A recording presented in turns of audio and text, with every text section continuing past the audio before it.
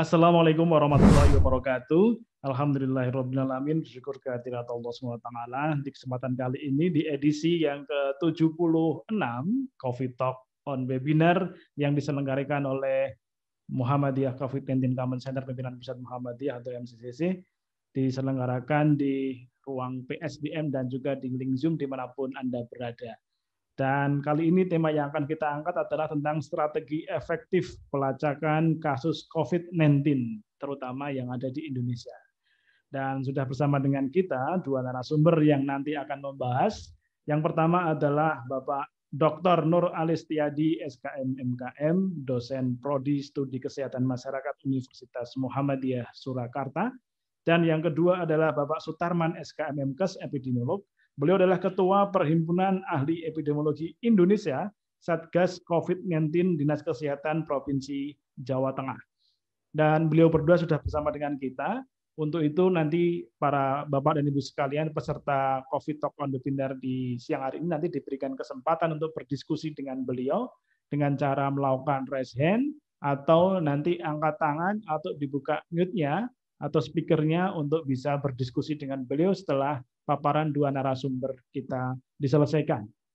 Dan sekali lagi, Bapak Ibu sekalian, nanti kita akan berikan kesempatan kepada dua narasumber untuk menyampaikan paparannya. Baru setelah itu akan dibuka untuk tanya jawab. Acara ini selain ada di Zoom, juga bisa diikuti di jaringan sosial media Persyarikatan Muhammadiyah, terutama adalah Facebook Persyarikatan Muhammadiyah, yang live juga kita siarkan di siang hari ini. Baik, untuk mempersingkat waktu, kita akan buka COVID Talk on Webinar kita di siang hari ini dengan berdoa sesuai dengan agamanya masing-masing. Yang Muslim, mari kita buka dengan baca basmalah. Bismillahirrahmanirrahim.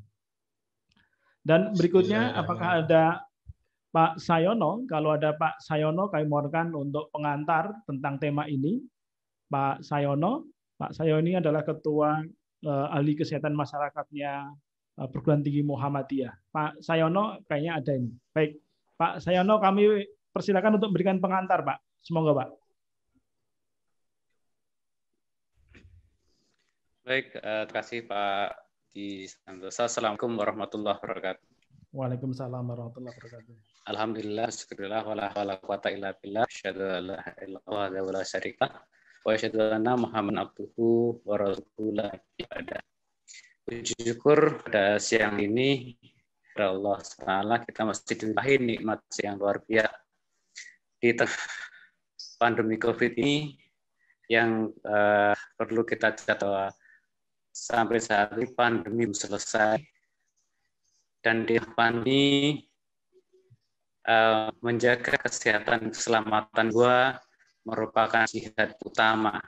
Oleh karena itu dalam rangka mengarah kepada itu, salah satunya dengan melakukan pelacakan terhadap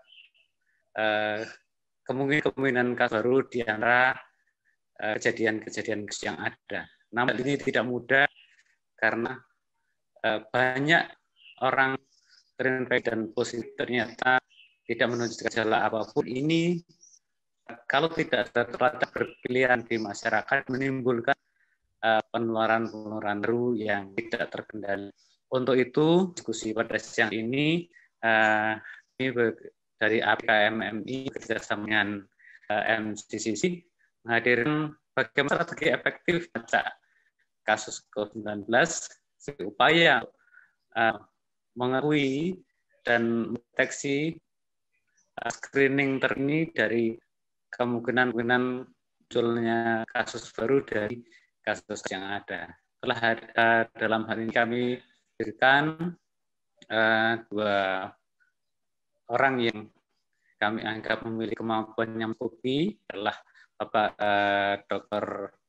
Nuralis Setiadi dari Universitas Muhammadiyah Surakarta yang selama ini concern pada masalah COVID-19 ini, dan juga Bapak Sutarman, SKM MKM sebagai ujung tombaknya Jawa Tengah di dalam penanganan COVID-19, terutama di kesehatan. Kedua narasumber saya kira yang satu dari sisi akademisi dan itu dari pengalaman lapangan yang luar biasa. Kami berharap bisa memberikan wawasan dari teman-temannya untuk bagaimana cara efektif melakukan pelacakan strategis guna selanjutnya bisa dikendalikan baik. Saya kira demikian sebagai pengantar.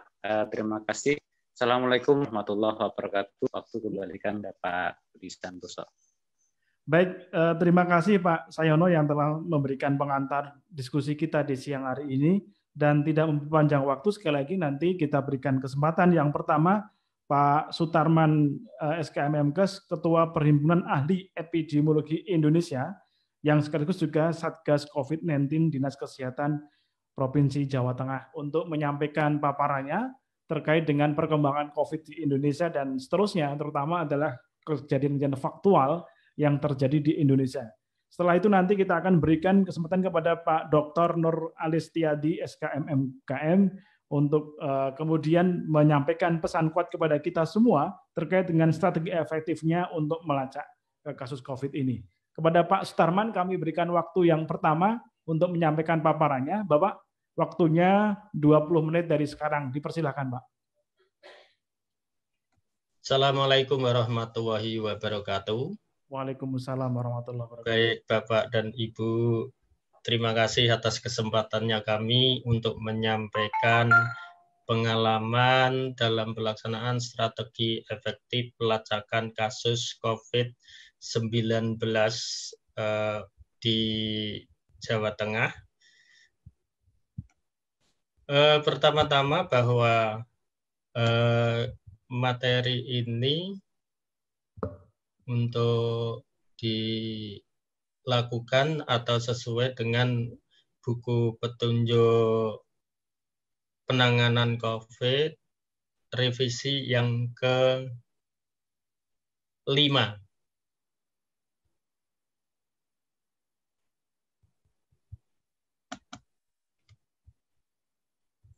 Jadi baiklah bahwa pertama, strategi efektif kasus yang diterapkan di Jawa Tengah ini untuk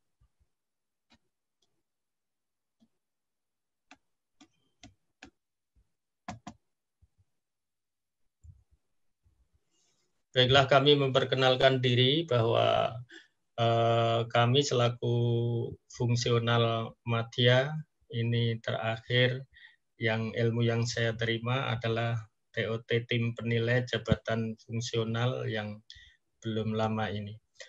Untuk sistematika dalam 20 menit kami akan menyampaikan ada 6. Yang pertama latar belakang, dasar hukum, situasi COVID, gambaran umum COVID-19 dan definisi operasional, serta pelacakan kasus COVID-19. Karena kita pada dasarnya melakukan pelacakan itu sasaran yang ditentukan awal untuk siapa saja yang dilakukan pelacakan. Untuk latar belakang bahwa ini kita punya hak dan kewajiban selaku warga negara, setiap orang sama dalam memperoleh derajat kesehatan yang optimal. Kemudian setiap orang berkewajiban untuk ikut serta dalam memelihara atau meningkatkan derajat perseorangan, keluarga, lingkungan sesuai pasal 5 di Undang-Undang Nomor 23. Kemudian pemerintah bertanggung jawab untuk meningkatkan derajat kesehatan masyarakat. Ini kalau dalam hal kita berdiri di kedinasan. Nah, COVID-19 ini oleh WHO pertama tanggal 30 Januari 2020 mulai muncul dari PHEIC atau COVID-19 selaku KKMMD, jadi Kedaruratan Kesehatan Masyarakat yang meresahkan masyarakat dunia. Kemudian bergerak pada 4 Februari 2020 melalui keputusan Menteri Kesehatan nomor HK0107 Menkes 20 penetapan infeksi bahwa novel corona ini sebagai jenis penyakit yang dapat menimbulkan wabah dan upaya penanggulangannya. Kemudian tanggal 2 Maret 2020 Indonesia melaporkan adanya 2 kasus perdana COVID-19. Nah, ini sudah mulai kita dihadapkan dengan permasalahan yang nyata. Kemudian mulai tanggal 31 Maret dengan Kepres nomor 11 2020 COVID-19 sebagai kedaruratan kesehatan masyarakat. Jadi dari ketetapan oleh Menteri tadi dikuatkan oleh keputusan Menteri Kesehatan. Kemudian bulan Maret mulai banyak. WHO menetapkan COVID-19 sebagai pandemi sekaligus di Jawa Tengah 11 Maret itu sudah ditemukan kasusnya.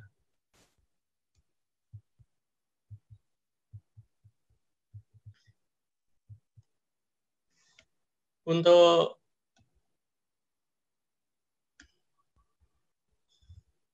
berlanjut ke sampai dengan April bahwa muncul Kepres lagi nomor 22 COVID-19 sebagai bencana nasional. Jadi perkembangannya ini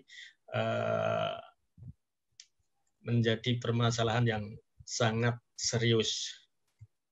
Untuk dasar hukumnya kita punya undang-undang wabah, PP, kemudian undang-undang tentang hak dan kewajiban warga negara, kemudian PP 25 tentang kewenangan pemerintah dan kewenangan provinsi, Undang-Undang 36 tentang Menteri Kesehatan dapat menetapkan suatu wilayah di Indonesia berjangkit wabah, kemudian Peraturan Menteri Kesehatan 1501 tahun 2011 telah diatur tata cara penetapan wabah dan tata cara pencabutan. Kemudian situasi COVID di Jawa Tengah ini sebagai gambaran trennya selalu meningkat mencapai puncaknya pada Minggu 31. Jadi ini sudah 2 minggu ini sudah mulai turun 32, kemudian Minggu 33 sudah mulai turun. Puncak kasus kita terjadi karena adanya masif agresif dan karena ada klaster-klaster. Untuk penderita di Jawa Tengah menurut jenis kelamin ini laki-laki yang mendominasi, kemudian pada kelompok umur produktif justru yang paling banyak umur 30 sampai 49, walaupun di anak-anak juga mulai ditemukan. Untuk COVID yang meninggal ini trennya juga masih tinggi, fluktuatif, ada puncak kasusnya tanggal 27. Nah, sama yang meninggal, yang banyak pada 2 minggu ini umur 50 tahun sampai 69. Banyak yang laki-laki juga. Kemudian untuk suspek, kita mulai cenderung menurun dari puncak kasus pada Minggu 27. Jadi kita walaupun ini turun, tapi beberapa kabupaten kota yang ada di Jawa Tengah masih fluktuatif, ada yang tadinya menurun, sekarang naik lagi. Gambaran umum COVID nanti bahwa COVID ini ternyata yang saat ini ada, yaitu penyebabnya COVID-19 ini adalah SARS-CoV-2 beta. Jadi sudah mulai tahun 60 sudah Ada yang paling puncaknya SARS-CoV-2 beta yang saat ini kita hadapi. Secara umum, bahwa virus jenis baru yang pernah diidentifikasi sebelumnya pada manusia dan menyebabkan corona disease, 80% pada umumnya gejala ringan dan sedang, 15% gejala berat, 5% membutuhkan perawat di ICU. Kemudian kasus berat dan kematian meningkat pada orang yang dengan kondisi penyerta komorbid. Ada penyakit jantung, DM, penyakit paru kronis, hipertensi, kanker, dan usia yang di atas 60. Nah, ini sebagai gejala demam biasa, ISPA, ringan atau berat, dan biasanya kalau mengenai orang tua dengan imunitas rendah lebih rentan terinfeksi. Cara penularannya dapat terjadi antar manusia dan sekarang sudah terbukti dengan banyaknya klaster yang kita temukan di Jawa Tengah. Kemudian cara penularannya dapat terjadi antar manusia melalui percikan saat batuk atau bersin. Transmisi bisa akhir-akhir ini dari WHO bisa udara dimungkinkan dalam keadaan khusus, di mana perawatan yang menghasilkan aerosol. Masa inkubasi rata-rata 5-6, namun dapat mencapai 14 hari. Antara 1 dan 14 hari. Untuk menegakkan diagnosa, metode PCR, pengobatan dan tata laksana klinis belum ada vaksinnya. Baru akan mulai ada. Masih di trial. Dan obat yang spesifik juga belum ada. Pengobatan ditujukan sebagai terapi simptomatis dan suportif, vaksin masih dalam tahap pengembangan. Untuk pencegahan dilakukan di masyarakat dan di fasilitas pelayanan kesehatan. Protokol kesehatan yang saat ini didengung-dengungkan dan banyak sudah dilaksanakan, tapi banyak juga masyarakat yang tidak menghiraukan. Untuk O-nya, jadi apa saja yang akan dilakukan penyelidikan epidemiologi? Yang pertama, kasus suspek. Seseorang yang memiliki salah satu dari kriteria. Di antaranya suspek ISPA yang ada riwayat perjalanan, kemudian ISPA yang kontak dengan penderita, dan ISPA dari daerah terjangkit. Kasus probable, kasus ISPA berat, meninggal dengan gambaran klinis yang COVID dan belum ada hasil pemeriksaan lab-nya. Untuk kasus konfirmasi jelas hasil lab-nya positif. Kasus konfirmasi ada yang dengan gejala dan tanpa gejala. Nah, ini suspek, probable, dan konfirmasi. Kontak erat, orang yang memiliki riwayat kontak erat, kemudian pelaku perjalanan, diskadit. Diskadit ini yang terpenting adalah seseorang dengan status suspek dengan hasil pemeriksaan PCR 2 kali negatif selama 2 hari berturut-turut dengan selang waktu pengambilan sampelnya 24 jam. Atau seseorang dengan status kontak erat yang telah menyelesaikan masa karantina. Jadi kemudian kematian COVID untuk kepentingan surveillance adalah kasus COVID probable COVID-19 yang meninggal.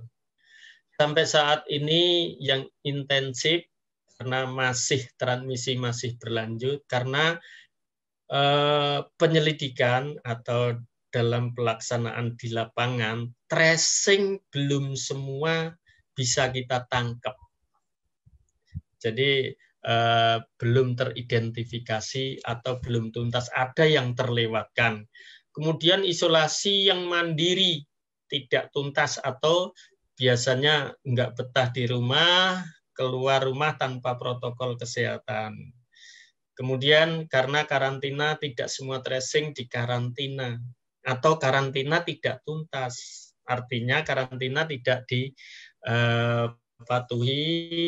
mereka karantina sendiri, tapi ya keluar rumah tanpa pakai APD, masker, dan tanpa pada umumnya belum mematuhi protokol kesehatan. Ini di lingkungan kami aja sudah enggak, karena ada new kehidupan baru diterjemahkan bahwa ini sudah normal. Padahal new normal. Baik Pak Sutarman, waktunya tersisa 5 menit. Oh ya. Silakan. Jadi pelacakan kasus, jika ada kasus, ditemukan kasus, ada penyelidikan epidemiologi, mencari kontak, ada 3 hal, persiapan, pelaksanaan, dan pelaporan. Nah ini persiapan koordinasi dengan tim, persiapan APD, ada form, pembiayaan, dan yang terpenting ini menentukan sasaran. Siapa saja yang dilakukan penyelidikan, kasus suspek, dan probable serta kasus konfirmasi. Ini 3 sasaran ini. Tentunya kita tujuannya mengetahui karakteristik epidemiologi, mengidentifikasi faktor resiko, mengidentifikasi kasus, mencari kasus tambahan, dan kontak erat.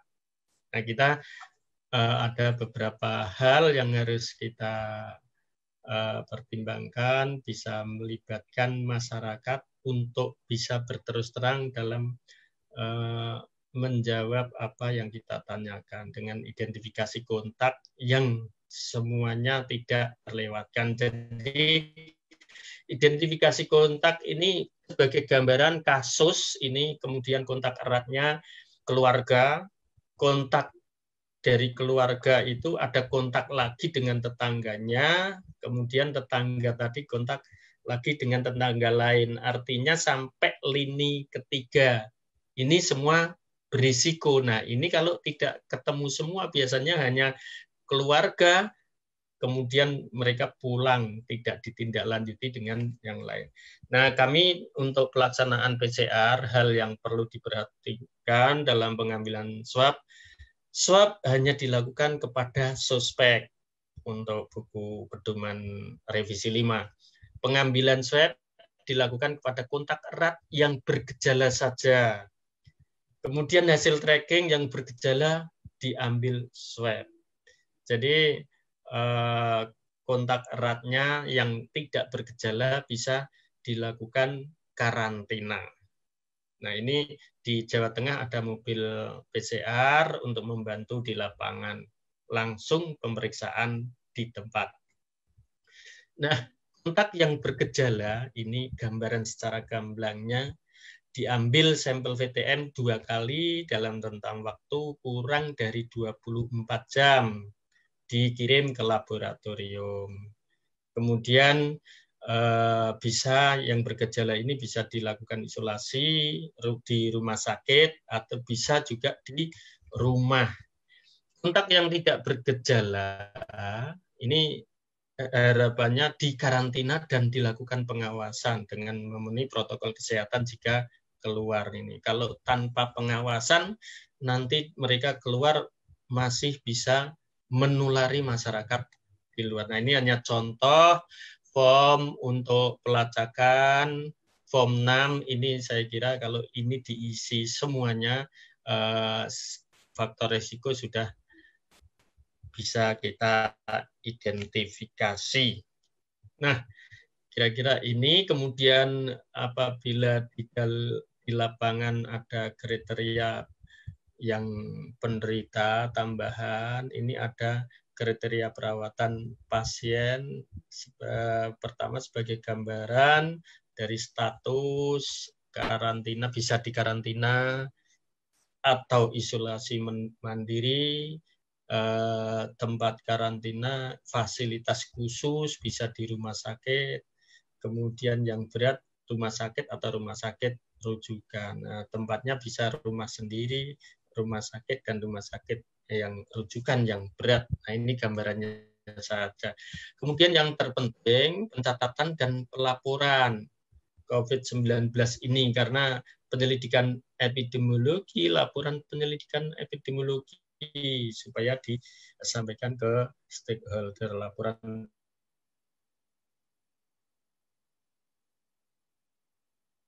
pengiriman dan pemeriksaan spesimen dan sebagainya epidemiologi sesuai dengan variabel epidemiologi.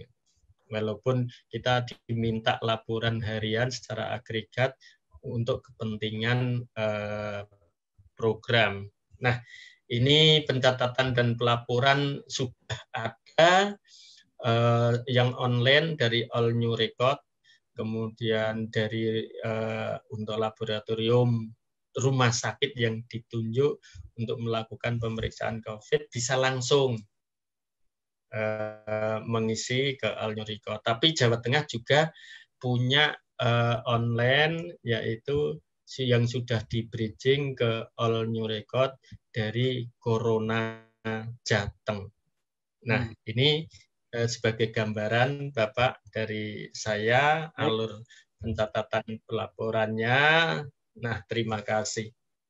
Baik, terima kasih Pak Sayono, SKMMkes Epidemiolog, Ketua Perhimpunan Ahli Epidemiologi Indonesia, yang telah memaparkan sesinya.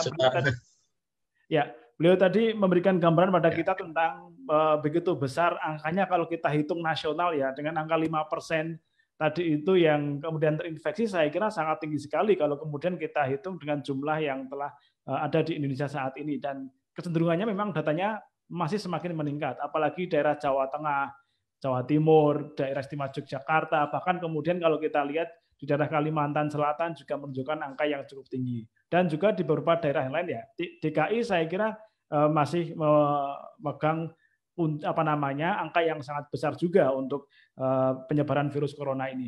Nah, oke, saya ke Pak Dr. Nur Alis Setiadi.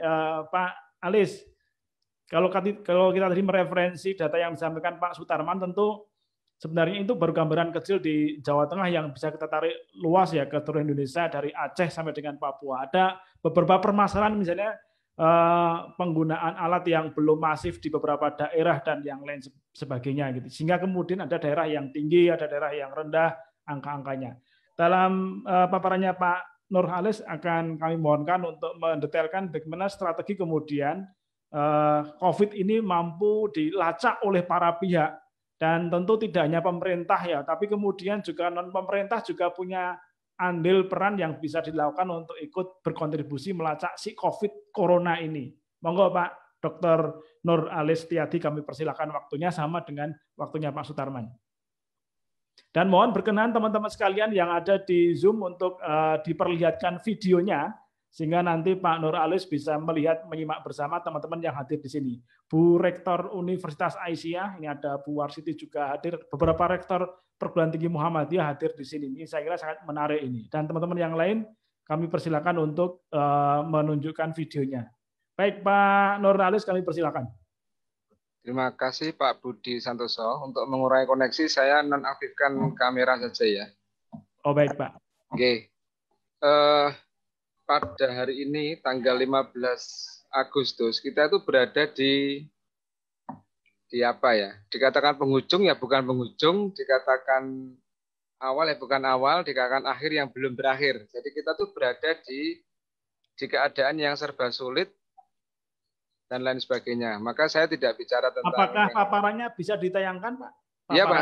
Saya akan memaparkan sebelum ke sana, Pak. Yeah. Jadi saya akan share screen, mohon izinnya. Namun sebelum itu saya akan menyampaikan, tadi Pak Sutarman selaku Ketua PAI telah menjelaskan panjang lebar tentang hal-hal yang guideline. Saya akan bicara di luar konteks itu ya. Mungkin agak menyenggol-nyenggol hal yang membuat menggelitik kita sendiri, bahwa saya akan memulai dengan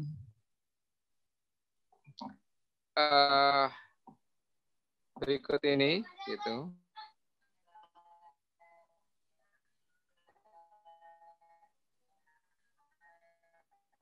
Saya akan memulai. Assalamualaikum, dengan Iqra' bismi rabbikal ladzi khalaq. khalaqal insana min alaq. Jadi apa saja yang terjadi di muka bumi ini itu harus ditelaah bahwa segala sesuatu adalah ayat-ayatnya, adalah ciptaannya. Ini adalah tugas kita. Jadi masalah masih terjadi dari mulai Maret ada 2 kasus meningkat menurun dan sampai sekarang belum tahu bagaimana cara mengakhirkannya. Sebenarnya semua strategi telah dilakukan oleh pemerintah, dinas kesehatan provinsi, kabupaten dan lain sebagainya. Jadi untuk strategi yang efektif, saya sebenarnya tidak bisa menjelaskan seperti apa, tapi hanya mencoba menggelitik saja. Gitu. Yang berikutnya terima kasih kepada MCC atas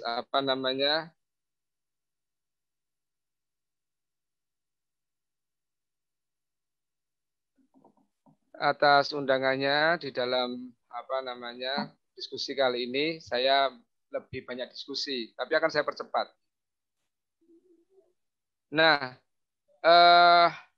ada 2 hal, tracking and tackling. Gitu. Kalau tracking itu melacak dan tackling adalah menyelesaikan. Tadi Pak Sutarman sampun sudah menjelaskan bagaimana pelacakan dimulai, misalnya seseorang itu positif, kemudian siapa saja yang sekitarnya, baik friend, wife, istri, tetangga, pekerja, ini semua dicari, gitu ya.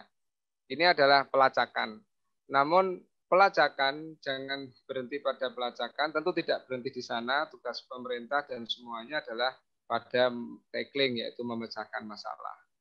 Nah, sebagai sejarah, saya akan menyampaikan awal bagaimana mulai ada corona, kemudian keliru di dalam treatment di Desember, kemudian akhirnya WHO sampai mendeklarasikan menjadi global pandemi. Ini adalah cerita sejarah. Kita tidak boleh menghilangkan sejarah bahwa itu timbul dari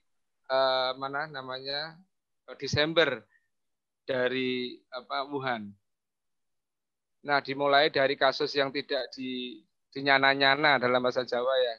Kita lihatlah grafik coba dari Januari 24 sampai tanggal 12 Februari, dan ini adalah kuasa Allah, kemudian masih kasih sayangnya Allah, saya selalu bilang itu kepada mahasiswa saya, yaitu tanggal 12 Februari ketemu 15.000, sehingga ini menjadi perhatian. Coba kita bayangkan kalau ketemunya di tanggal 14 Februari, di mana itu adalah Valentine Day, dan semua orang akan saling berinteraksi. Kemudian di situ adalah hari besar Cina ya, Jadi kalau itu tidak sampai Allah dahulukan di 12 Februari, maka kita tidak tahu bagaimana terjadi yang paling buruk. Maka saya kembali kepada bagaimanapun juga Allah adalah Maha Rahman dan Maha Rahim. Situasi sebaran saya tidak akan bicara ke sana. Itu semua orang tahu sekarang, tinggal klik di Google, di googling bagaimana kejadian-kejadian sebarannya. Untuk Indonesia tidak kita ragukan lagi, gitu ya. Yang baru saja saya ambil itu wilayah-wilayah yang mempunyai terkonfirm lebih dari 500 confirm, itu ya wilayah-wilayah ini, wilayah Jakarta, Jawa Barat, Jakarta, Jawa Tengah, termasuk Jawa Timur, kemudian Sulawesi Selatan dan Sumatera Utara. Nah, kemudian grafiknya ini cenderung punya kecenderungan naik, namun secara daily number of confirmed COVID-19 cases itu naik turun, di mana pernah terjadi lonjakan yang sangat tinggi, tapi kemudian merendah tinggi, tapi belum bisa kita ambil titik kapan titik terendahnya. Ini berbeda. Jadi kita masih berada di wilayah di mana kita masih berada pada ikhtiar yang sangat heartbreaking. Kenapa kasus masih terjadi dan meningkat? Lalu bagaimana bisa terjadi? Saya memetik dari rujukan WHO bahwa Indonesia itu klasifikasi transmisinya adalah community transmisi. Ini sudah dari bulan kapan itu sudah disampaikan. Harus hati-hati bahwa terjadi transmisi komunitas. Namun ya sudahlah. Dan sekarang terjadi kan bahwa kasus semakin ada terus dan belum menunjukkan zero cases ya seperti negara-negara lain. Maka community transmission menjadi sangat penting di dalam melakukan tracking. Kalau tadi Pak Sutarman menyampaikan bahwa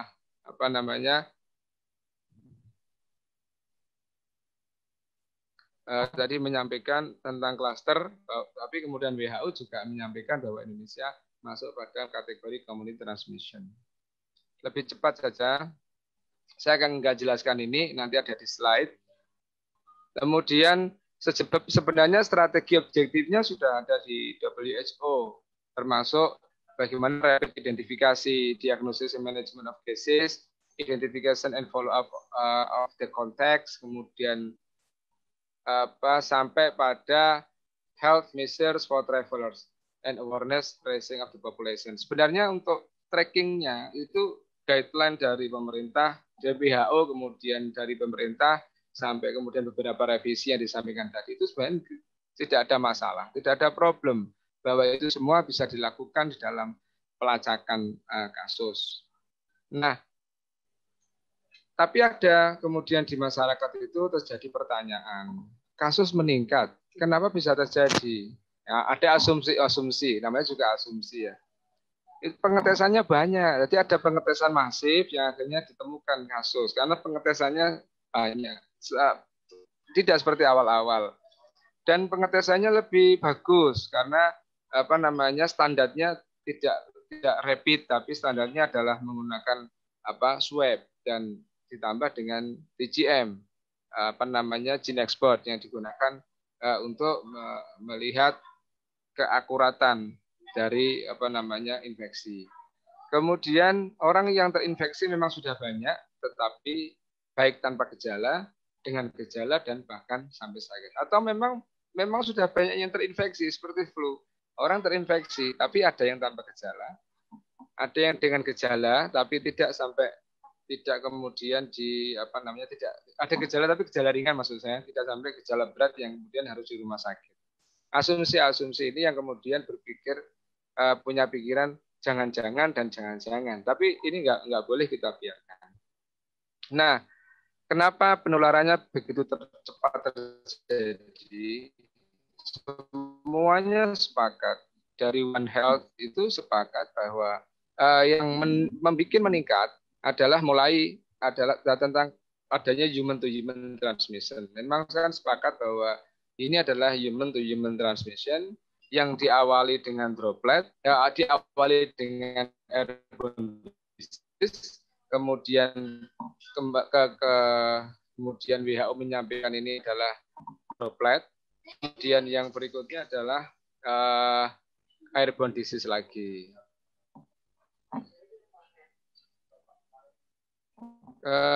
Ini adalah PR kita bersama karena hal itu menjadi penting karena dari droplet transmission atau infection yang bisa menular droplet kemudian masuk ke bisa menular melalui udara. Ini hal yang penting. Namun apapun namanya masih sepakat human to human transmission. Jadi pertemuan banyak orang kemudian tanpa ada penutup, tanpa ada pencegahan itu ya beresiko terhadap penularan. Maka kalau kita lihat sebenarnya sudah mulai banyak meskipun tidak banyak sekali penggunaan masker masif, kemudian ada penutup seperti face shield, kemudian plastik pada kasir dan sebagainya itu sudah dilakukan juga sebenarnya. Nah, di manakah fase-fase mau ditangani? Apakah sebelum orang tertular atau sudah ada penularan tapi orang tanpa gejala, jadi ada infeksi tapi tidak ada gejala, atau pada populasi di mana terinfeksi sudah ada gejala seperti ada demam 37 lebih, kemudian 37 sampai gejala berat misalnya. Apakah mau dimulai penanganannya fase-fasenya pada titik-titik populasi yang kondisi sakit yang harus bed rest, atau empat-empatnya dipegang semuanya, kemudian diambil trackingnya. Misalnya contoh, ada pasien yang memang bed rest, kemudian di tracking atau di tracking pada tempat orang-orang yang baru di swab positif, kemudian dilakukan tracking. Nah, kemudian setelah itu dari tracking di swab, rapid dan swab, gitu. Kemudian saran 14 ya, 14 hari isolasi mandiri. Apakah seperti itu? Lalu di manakah Indonesia saat ini? Apakah ada di tempat wilayah yang sama sekali tidak terjadi penularan? Ini sebelah kanan saya menanyakan. Ini pertanyaan kita masing-masing. Di manakah wilayah di antara kita? Di wilayah kita ambillah Jawa Tengah, Jawa Barat, Jawa Timur ya, atau seluruh Indonesia. Apakah ada wilayah yang sama sekali tidak terjadi penularan?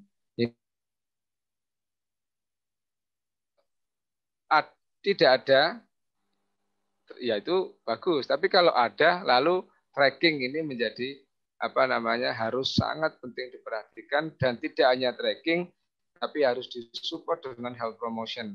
Ini dan harus semuanya harus dalam satu seia sekata. Dalam bahasa Jawanya ya menggunakan falsafah saiyek saiyo proyo itu. Kemudian manakah yang akan dilakukan di dalam tracking untuk mengurangi morbiditas atau untuk mengurangi mortalitas? Atau dua-duanya, morbiditas jangan sampai kematian itu meningkat dan mortalitas meningkat. Karena kalau kita masukkan data tiap hari dari 2 Maret sampai sekarang itu, dua ini kayak saling berlomba. Mortalitas naik, kasusnya naik, terkonfirmasi naik, namun kematian naik. Masih naik, kayak sepertinya seperti itu. Maka tracking akan dimulai dari mana tujuannya? Apakah mengurangi mortalitas atau mengurangi morbiditas, atau dua-duanya bertumbuh keseluruhannya? Ini saya bicara dari sisi kesehatan ya, tidak dari sisi tambahan misalnya faktor ekonomi, tidak ke sana. Nah, kita harus memahami dulu seperti yang Pak Sutarman tadi sampaikan adalah epidemiologi, kemudian karakteristik yang terpapar, yang kematian. Saya akan sampaikan tentang triad epidemiologi. Harus dikenali dulu agentnya, ya kan, bahwa ini virus. Virus ini bisa hidup di tempat A, tempat B, tempat C, dan dia paling nyaman bereproduksi atau bermutasi di makhluk hidup misalnya. Hostnya siapa? Orang. Environmentnya seperti apa? Adalah tempat-tempat berkumpul, orang-orang yang ketemu orang dengan orang. Ya ini adalah base awal ya, basic atau dasar dari mata kuliah kesehatan, bahwa terjadinya epidemiologi itu tidak lepas dari ketidakseimbangan ketiga hal tersebut. Nah, berikut bisa dipelajari lagi, kita bersama-sama belajar bahwa virus itu bisa hidup di beberapa tempat ini dan beberapa suhu, dan dengan suhu seberapa dan beberapa jam. Maka tidak salah kalau kemudian ditengarai bahwa itu airborne disease, bisa saja terjadi, namun hanya beberapa jam gitu ya. Contoh misalnya virus bisa berada di plastik, namun dia kurang dari 5 hari. Kemudian untuk MERS itu antara 48 jam. Jadi ini yang harus kita pahami, bahwa agentnya ada, kita ngerti agentnya, kemudian dimodifikasi agentnya, dan hostnya ada, di treatment hostnya, environment-nya ada, di treatment on environment-nya ada. Untuk strategi pelacakan, saya kira guideline Kementerian Kesehatan sangat bagus, sudah bagus atau sangat bagus karena untuk tracking. Tapi tracking ini kemudian bertujuan apa? Ini yang harus kita sama-sama bergerak bersama. Mungkin ada Pak Sutarman ini.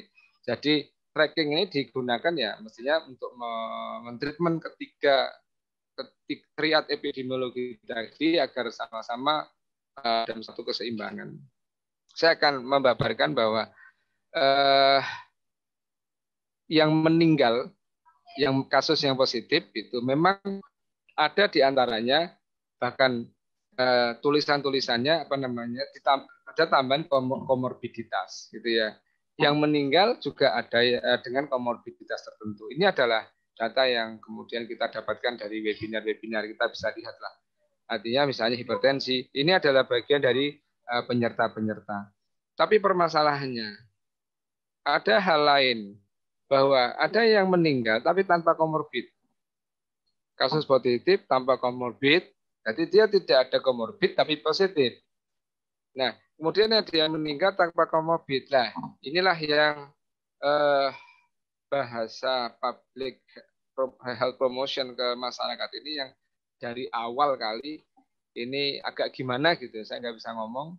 Karena yang selalu keluar adalah nggak ada masalah. Kalau nggak ada komorbid nggak akan sakit, nggak akan meninggal, nggak akan apa. Nggak gitu. Evidennya nggak gitu. Evidennya meskipun nggak ada komorbid, bisa loh, kan gitu. Nah ini yang terjadi, sudah terjadi. Dan saya sampaikan ini adalah data kondisi 10 Juni yang kita dapatkan dari webinar. Nah, dasar strateginya ya nggak cuma efektif, tapi juga efisien. Nah, nanti efisien seperti apa di dalam banyak referensi, banyak pengembang-pengembang, banyak riset-riset itu yang mengembangkan tentang pelacakan manual dan pelacakan elektronik. Maka kalau mencari literatur, maka pelacakan manual tetap dicari. Tapi kemudian ada riset elektronik, kemudian dikembangkanlah sistem informasi pelacakan ini pakai GPS, pakai ini, pakai ini, pakai ini, pakai ini. Nah, tapi pertimbangannya apa? Pelacakan ini dibuat. Apakah pertimbangan mortalitas, morbiditas, kelompok berisiko, atau kejadian titik kasus? Karena untuk membuat kelompok berisiko nggak gampang, karena nggak gampangnya begini. Setiap human ketemu human itu adalah kelompok berisiko. Kemudian atau pertimbangan titik kasus satu titik ada kasus, kemudian dia positif dan dia ada komorbid apa tidak, ada data titiknya, kemudian dicari dari mana dia kontak, dari siapa, dan sebagainya. Nah, model-model manual maupun elektronik ini mana yang terbaik? Saya kira tidak ada yang terbaik. Dua-duanya bisa dilakukan tergantung kondisi masing-masing, ya, masing-masing wilayah, SDM dan lain sebagainya. Nah, ini lesson learn saya dari Kabupaten Sukoharjo. Di Kabupaten Sukoharjo itu ada rumah sehat COVID. Rumah sehat COVID ini setelah saya mewawancarai, wawancara, memang ini berbeda, yaitu jika ada warga Sukoharjo yang di swab itu positif tapi tanpa gejala, maka dijemput oleh ambulan, oleh tenaga kesehatan, dibawa ke rumah sehat COVID yang saat ini meminjam baraknya Dalmas Polres Sukoharjo. Dan di sana dilakukan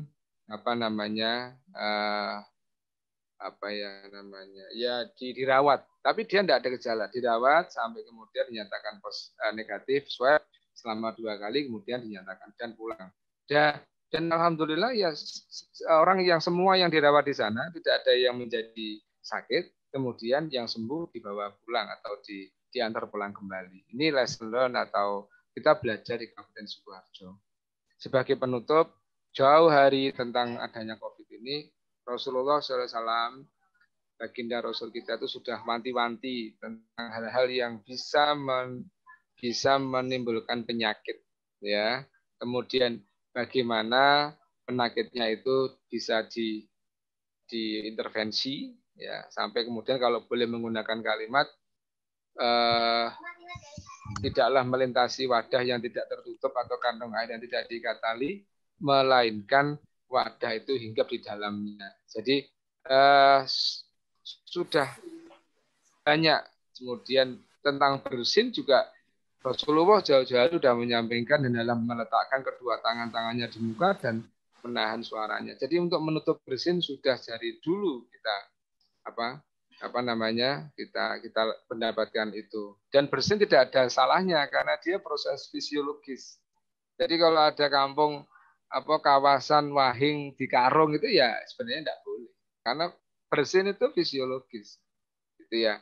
Tidak yang bersin itu kemudian buruk. Kita masih ingat awal-awal April, ya April Mei itu kalau ada yang bersin langsung semua pada lihat kayak dicurigai, kayak suspek, padahal ya janganlah, enggak. Tapi sekarang sudah enggak. Kemudian Rasulullah tentang makan minum juga cuci tangan. Banyak hal, dan ini yang terpenting, jika terjangkit penyakit, maka janganlah menyalahkan kecuali diri kita sendiri. Jika bangsa ini, negara kita atau masyarakat kita masih ada COVID, itu jangan salahkan siapa-siapa saat ini, tapi kita sendiri. Kita introspeksi, kemudian masing-masing individu introspeksi, kemudian menggunakan protokol-protokol yang ada. Dengan begitu pencegahan itu akan lebih bisa dikuatkan. Sebagai penutup, saya akan menutup dengan ada ayat surat yang tiap hari umat Islam membaca, yaitu Fatihah. Di situ ada iyyaka na'budu wa iyyaka nasta'in. Hanya engkaulah yang kami sembah dan engkaulah yang kami minta pertolongan. Dan ayat yang pertama itu memang ada yang menyatakan bismillah itu masuk ayat pertama dan tidak, tapi dimulai dengan basmalah bahwa Allah itu Maha Pemurah lagi Maha Penyayang. Jika Allah itu menurunkan wabah, mengendaki adanya wabah, maka Allah juga akan menyayangi hambanya dan akan ikut serta di dalam mengurangi wabah itu. Nah, sebagai terakhir, tidak ada kejadian tanpa kehendaknya, dengannya penyelesaian menjadi yang terbaik, dan dengannya seorang hamba atau para hamba akan lebih mudah bebas dari COVID-19. Terima kasih kepada MCC Muhammadiyah. Saya tutup. Assalamualaikum warahmatullahi wabarakatuh. Waalaikumsalam warahmatullahi wabarakatuh. Baik, terima kasih Bapak Dr. Nur Alis Tiadi, SKM MKM, dosen program studi kesehatan masyarakat Universitas Muhammadiyah Surakarta, yang telah memberikan paparan yang sangat mencerahkan kepada kita semua bahwa ada sisi-sisi yang memang kita sedang diuji. Kemudian ada sisi lain yang kita harus terus berikhtiar, bahwa pandemik ini tentu menjadi bagian dari ujian yang harus kita ikhtiari untuk kita senantiasa melakukan perbuatan yang terbaik untuk melawan corona itu sendiri. Baik, dan tadi menarik lagi, satu lagi tentang bahwa ada 1.000 sekian orang yang terinfeksi COVID-19 itu tanpa komorbid. Dan 70-an kira-kira kalau tidak salah tadi itu disampaikan oleh Pak Nurhalis itu meninggal dunia tanpa komorbid. Artinya bahwa pandangan masyarakat umum yang menyatakan bahwa kalau kita tidak ada penyakit penyerta itu aman-aman saja, ini mematahkan. Untuk itu maka tentu kita harus lebih waspada lagi. Oke, akan memperkaya hasanah, kami persilakan teman-teman yang akan bertanya kepada dua narasumber. Silakan raise hand atau angkat tangan atau boleh ditulis di Zoom chat pertanyaannya. Kami persilakan kepada teman-teman yang akan bertanya kepada dua narasumber kita. Dan memulainya ini ada pertanyaan dari Ibu Warsiti, Rektor Unisa Yogyakarta, kepada dua narasumber. Mohon dijelaskan berapa jarak waktu yang paling efektif untuk dilakukan pemeriksaan setelah kontak dengan penderita COVID positif. Pak Budi. Ya? Oh, monggo Bu Warsiti silakan. Bisa nggak saya langsung? Oh, soalnya boleh. Mungkin kalau nggak langsung saya juga nulisnya bingung soalnya. Oh, oke, silakan Bu Warsiti, monggo. Yeah. Jadi gini Pak, mungkin untuk Pak kayak dua-duanya bisa deh ini Pak. Jadi mohon penjelasan. Jadi sebenarnya untuk melakukan tracking khususnya pada kelompok resiko saya kira. Jadi begini Pak ceritanya. Ketika ada seseorang yang awalnya memang dilakukan rapid terlebih dahulu, namun di hasil rapid itu ternyata IgG dan IgM-nya itu positif. Nah, namun kemudian karena orang ini nampaknya tidak patuh isolasi ya, tidak patuh isolasi mandiri, dan bahkan dia itu menyembunyikan, jadi tidak terinformasi ke satgas kami di wilayah. Nah, suatu saat keluar rumah itu kira-kira jadi gini, setelah rapid positif dia langsung kemudian dirujuk untuk melakukan swab gitu. Nah, sambil menunggu swab itulah nunggunya kan seminggu karena di puskesmas ya. Jadi sebelum swab itu datang ada hasilnya, orang ini nampaknya keluar, Pak. Keluar kemudian dia malah kumpul-kumpul sama beberapa orang. Nah, ternyata 3 hari setelah mereka kumpul-kumpul itu swab dinyatakan positif. Nah, setelah kami komunikasi dengan pihak puskesmas, ternyata yang diminta di swab itu hanya orang yang kontak dekatnya aja itu yang jajaran gitu, Pak. Yang jajaran artinya yang padahal tadi konsepnya kan juga airborne juga, tidak hanya droplet gitu.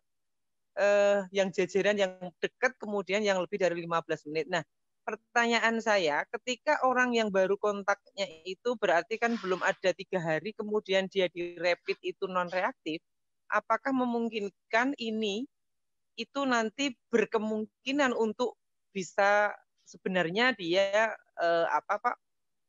berkemungkinan untuk dia nanti reaktif gitu, Pak. Ini memang kita masih rapid, Pak, karena memang ini kalau ngikutin jalur penanganan di wilayah kan memang harus rapid terlebih dahulu. Kecuali yang memang dekat yaitu suami, istri sama keluarga dekat satu rumah yang langsung swab.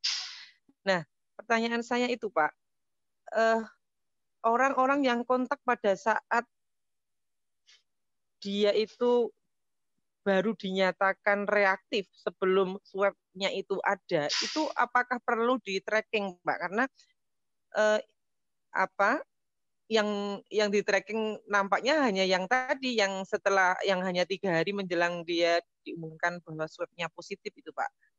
Nah, ini karena orang ini kebetulan sama sekali tidak tertib untuk isolasi, jadi banyak orang yang sebenarnya kontak dengan yang bersangkutan ini sebelum dia dinyatakan swab. Nah, karena kalau sudah swab positif kan pasti kemudian dia akan dirujuk ke rumah sehat tadi yang seperti di mana tadi di Sukoharjo tadi ya. Jadi akhirnya orang ini di swab rujuk ke rumah sakit ke asrama haji untuk isolasi mandiri. Ini nampaknya juga OTG, Pak. Jadi orang tanpa gejala sehingga dia dengan enaknya Pak berkeliaran sambil menunggu itu hasil swabnya positif itu, Pak. Terima kasih, Pak. Mohon informasinya karena ini terkait dengan banyaknya orang yang harus kita tracking, Pak. Matur nuwun. Baik, terima kasih Bu Rektor, Bu Warsiti. Silakan kami persilakan pada 2 narasumber untuk menjawab apa yang telah disampaikan oleh Bu Warsiti tadi. Dipersilakan Pak Sutarman dulu, baru nanti kemudian Pak Setiadi. Silakan, Pak. Ya, terima kasih Bu Warsiti. Ini pertanyaannya bagus sekali. Ini bisa di masyarakat umum banyak terjadi. Jadi semua yang kontak itu harus di tracing. Tapi dalam buku revisi terakhir itu apabila tidak menunjukkan gejala di karantina selama 1 kali masa inkubasi. Nah, selama masa inkubasi apabila menunjukkan gejala baru di swab. Untuk saat ini rapid kan tidak dianjurkan. Iya. Ya, kalau kemarin OTG bisa sesuai kebijakan, semua OTG orang yang kontak dengan kasus confirm harus di swab. Kebijakan dulu seperti itu di Jawa Tengah. Nah, tetapi merujuk ke pedoman COVID revisi kelima, ini bagi orang-orang yang kontak pada orang yang confirm, itu semuanya harus dikarantina, apabila bergejala langsung di swab, Bu. Oh, gitulah. Jadi kemarin itu makanya saya kok ini kok di untuk 3 hari tadi yang saya kebijakan baru makanya ya. Yang saya sampaikan kan rata-rata 5-6 hari dari saat kontak. Tapi ringnya kan bisa 1 sampai 6 hari. 14 hari. Kadang-kadang ini di Jawa Tengah ditemukan dari kontak sudah 10 hari, hari ke-10, hari ke-9 itu belum menunjukkan, tapi belum menunjukkan positif. Tapi ke-10-nya itu diambil positif. Nah, ini kan banyak hal yang mempengaruhi. Mungkin cara ngambilnya yang oleh orang yang belum terbiasa atau belum familiar. Nah, artinya apa, Bu? Bahwa orang yang reaktif kemarin yang sudah diperiksa RDT memang belum tentu dia positif. Bahkan di GRMS, teknisi IT Jawa Tengah dari kita, itu yang reaktif diambil VTM hasilnya negatif, yang menunjukkan tidak reaktif diambil VTM justru malah positif. Ada itu kemarin di Jawa Tengah. Jadi hanya screening awal untuk RDT kemarin, makanya saat ini RDT tidak direkomendasikan dari buku pedoman COVID-5. Jadi semua orang yang kontak harus terjaring, jangan sampai kelewat. Begitu ada yang kelewat, dia masih keluyuran, ini potensi menularkan ke banyak orang. Nah, yang dikarantina saat menunjukkan gejala diambil. Kalau tidak menunjukkan gejala, sudah selesai 1 kali masa inkubasi, berarti dia sudah selesai. Makanya itu termasuk kelompok yang diskredit tadi. Barangkali itu, Ibu. Ya, baik, terima kasih Pak Sutarman. Pak Setiadi sekaligus menjawab nanti kalau ada tambahan, memang permasalahan dinamika orang yang kemudian terinfeksi, kemudian cenderung menutup diri, dan yang lain, sehingga kemudian malah dia cenderung akan berkumpul dengan yang lain, itu banyak banget ya di Indonesia ya. Pak Setiadi nanti bisa menambah sekaligus menjawab. Ini ada pertanyaan dari Bu Taryati dari LLHPB Pimpinan Daerah Aisyah Kabupaten Magelang. Sebetulnya yang disebut OTG itu yang seperti apa? Apakah orang yang kontak langsung dengan orang yang terpapar COVID atau bagaimana? Monggo Pak Setiadi. Nggih, matur nuwun sangat. Saya memulai dari mana ini ya? Untuk rapid test. Jadi apa yang disampaikan Pak Sutarman itu sangat benar ya, sudah sangat tepat dan sangat benar bahwa yang siapapun titik yang terpapar itu harus terjaring. Nah, saya memulainya dari mana? Karena memang ciptaan Tuhan yang satu ini itu memang sangat unik gitu ya, sangat istimewa gitu. Bahkan sekelas WHO saja dibikin pusing, dan guideline pedoman saja revisi berapa kali Pak Sutarman ya itu? 5 kali, Pak. 5 kali kan? Baru 5 kali. Baru 5 kali ya. Nah, kemungkinan masih ada lagi, Pak. Iya, jadi gini, maaf Ibu, memang secara kuantitatif ini mudah kita sampaikan, tapi secara kualitatif ini begini. Ada orang yang di rapid, ini saya ngomong rapid dulu, yang di rapid itu negatif. Yang satu sisa orang berikutnya yang di rapid itu positif. Sepasti yang seorang awam akan berpikir yang negatif ini nggak ada masalah. Udahlah, yang negatif kok nggak masalah, nggak sakit lah, beres. Non-reaktif. Non-reaktif ya, yang non-reaktif. Yang reaktif, dia langsung cemas nih. Waduh, saya positif nih. Ya. Padahal, nah kemudian berikutnya ternyata orang sekitar yang berdekatan dengan yang non-reaktif tadi, saat di swab itu bisa jadi negatif, bisa jadi positif, maaf. Iya, betul. Nah, ini adalah problem kualitatif, artinya bahwa siapapun yang kontak erat, pernah kontak dengan penderita, ya, meskipun reaktif dan tidak reaktif, nah itu yang penting. Reaktif dan tidak reaktif, harus dimotivasi, harus dikuatkan promkesnya untuk mewajibkan diri isolasi mandiri. Nah, itu setuju saya, Pak. Ini karena ini contoh ibu mertua saya kemarin, barusan saya jadi bingung. Saya di Solo, ibu di Malang. Dia itu sakit perut, tapi karena batuk-batuk ke rumah sakit, sama rumah sakit diminta langsung dirujuk ke penyakit dalam. Di sana langsung diminta antri rapid. Lah karena rapid itu berpikir pasti COVID dan di antara yang antri itu gitu-gitu semua, langsung cemas. Nah pas di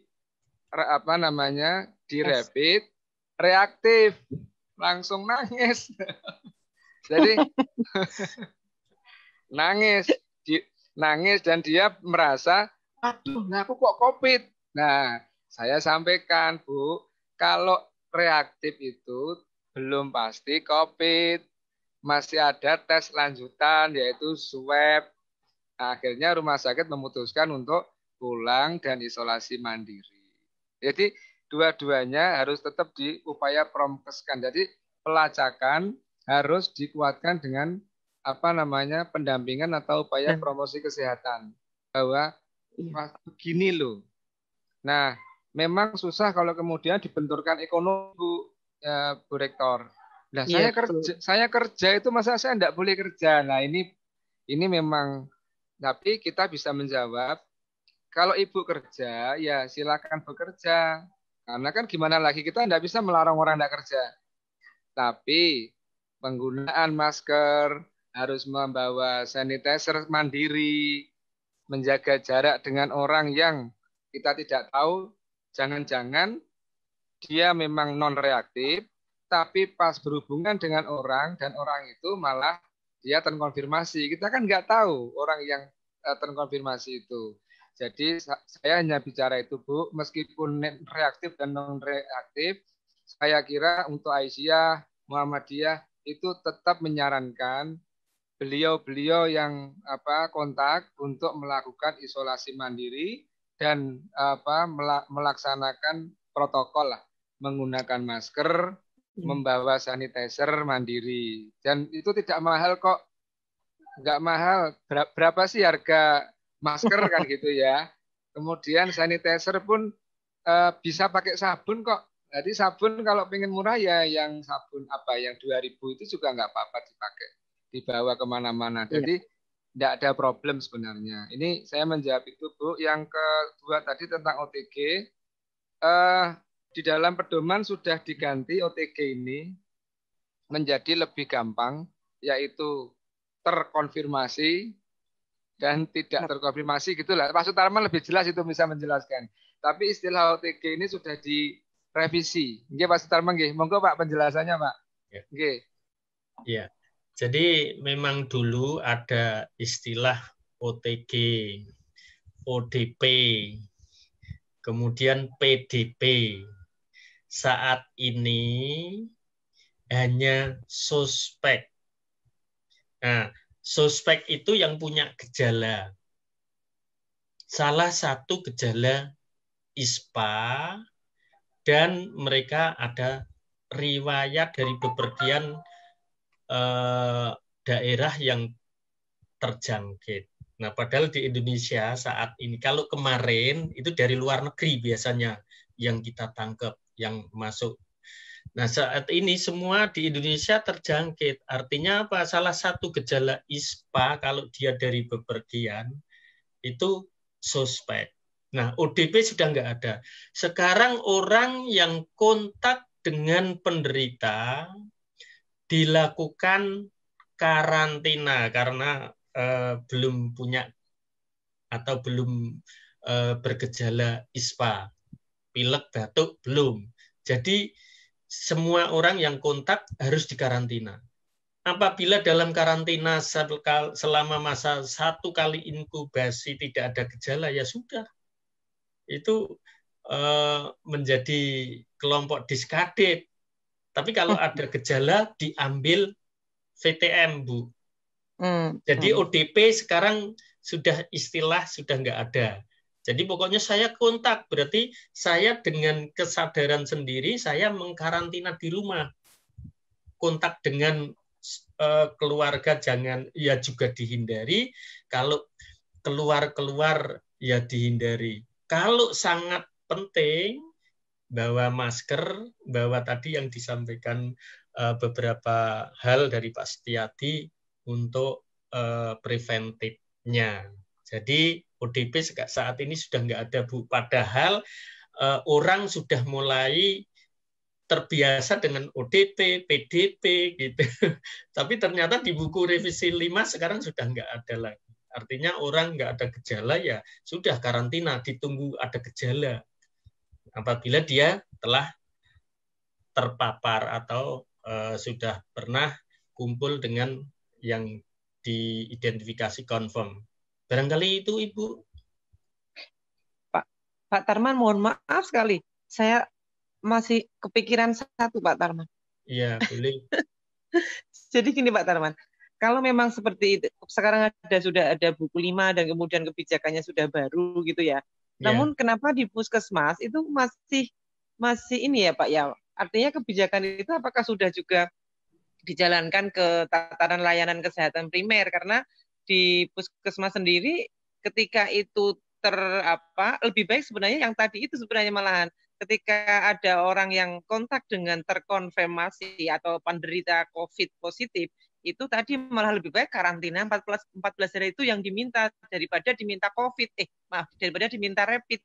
Karena begini Pak persoalannya, ketika rapid itu tadi seperti yang disampaikan Pak Setiadi tadi, rapid negatif, non reaktif, mereka langsung alhamdulillah dan kemudian mereka menganggap dirinya itu menjadi orang yang terbebas Pak, keliaranlah di mana-mana karena sudah merasa senang dengan non reaktif. Ini saya kira apa ya Pak ya, pola pikir masyarakat seperti ini juga nampaknya juga harus Pak, karena ini di kampung ini kebetulan saya tim satgasnya kampung Pak, jadi saya sampai ngurusin orang trackingnya sampai saya ya Allah tracking 2 hari kayak selesai karena orang ini berkeliaran di mana-mana Pak gitu. Jadi gini Bu, yang tidak reaktif terus hasilnya positif itu bisa karena saat dia terpapar dengan COVID ini belum menunjukkan reaksi antibodi. Iya, betul, Pak. Nah, bahkan tipes saja reaktif. Bisa. Karena di situ sudah ada reaksi antibodi. Nah, hanya gold standarnya kan setelah ada reaktif mesti harus PCR. Iya, gitu. PCR. Iya. Ini masyarakat juga. Jadi untuk saat ini rapid nggak dianjurkan, Bu. Kalau sudah terlanjur beli, ya bisa dipakai untuk screening lah. Puskesmas karena masih sudah terlanjur Pak. Beli. Gimana, Bu? Puskesmas itu masih itu yang dipakai, Pak, untuk tracking itu tadi orang yang kontak dengan pasien COVID itu, Pak. Iya, karena barangnya masih punya, Bu. Tapi gitu ya? itu hanya untuk screening awal. Oke, Pak. Terima kasih, Pak Tarman. Ya. Jadi yang Bu Warsiti tadi menyampaikan lebih bagus, lebih baik mungkin pola pencegahannya adalah yang sudah kontak dengan pasien yang dinyatakan positif lebih baik dianjurkan untuk isolasi mandiri atau karantina mandiri. Karantina, iya. Ya, jadi entah dia itu hasil rapidnya reaktif ataupun non reaktif lebih baik karantina mandiri karena bisa jadi antibodinya belum muncul. Nah, sehingga Bapak dan Ibu sekalian, seluruh pemirsa sosial media Persyarikatan Muhammadiyah yang hari ini menyimak di sosial media, sekali lagi kita ingatkan lebih baik bahwa kalau Anda berkontak dengan pasien atau orang yang dinyatakan positif, segera melakukan karantina mandiri selama 14 hari. Tidak usah menunggu itu rapidnya reaktif atau non reaktif, tapi karantina mandiri karena bisa jadi antibodinya belum terbentuk. Kira-kira demikian. Baik, karena waktu sudah menunjukkan pukul 14.30 sesuai dengan jadwal webinar kita, kami mengucapkan terima kasih yang sebesar-besarnya kepada beliau Bapak Sutarman yang telah berkenan untuk menjadi narasumber di MCC PP Muhammadiyah siang hari ini. Juga kepada Pak Setiadi yang sudah juga berkenan untuk bergabung memberikan ilmu pencerahan kita di siang hari ini. Teriring doa, semoga beliau berdua selalu diberikan kesehatan oleh Allah Subhanahu wa Ta'ala. Amin. Kemudian diberikan panjang umur dan selalu menebar kebaikan kepada masyarakat. Dan kita semuanya yang menjadi pendengar bisa mengambil hikmah, memetik ilmu yang bermanfaat dan untuk kita terapkan. Juga terima kasih kepada teman-teman yang telah berpartisipasi dalam acara Zoom kita kali ini. Kita akan bertemu di Senin mendatang dengan tema yang berbeda dan dengan materi yang berbeda. Mohon maaf sekali lagi lafan, mari kita akhiri, kita syukuri dengan membaca doa yang muslim membaca hamdalah. Alhamdulillahirabbil alamin. Assalamualaikum warahmatullahi wabarakatuh. Waalaikumsalam warahmatullahi wabarakatuh.